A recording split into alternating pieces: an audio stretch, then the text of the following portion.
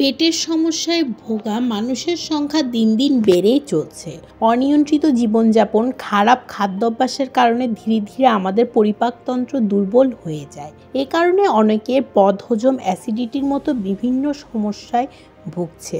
আসুন এর প্রতিকারে কিছু ঘরোয়া উপায় জেনে নিই।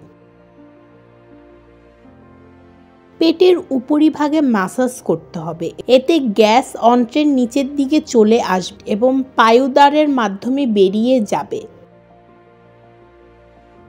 গরম পানিতে গোসল হতে পারে অন্যতম কার্যকর উপায়। দেখা গেছে গরম পানি পেটের ব্যথা কমাতে সাহায্য করে, সেই সঙ্গে দূর করতে পারে গ্যাসের সমস্যাও।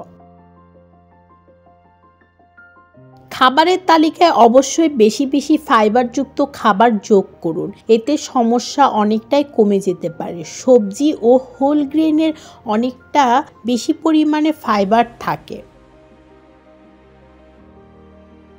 কিছু খাবার আছে যা পেটের সমস্যা একদম কমিয়ে দেয়। এর মধ্যে অন্যতম হলো কলা, যা খেলে গ্যাসের সমস্যা অনেকটা কমে যায়। পর্যাপ্ত পানি পান করতে হবে, এতে পেটের ভিতরে গ্যাস বেরিয়ে যায়। এর পাশাপাশি গ্রিন টি খেতে পারেন, এর ফলে পেটের সমস্যা থেকে মুক্তি মিলতে পারে। ডেস্ক রিপোর্ট, ভোরের পাতা।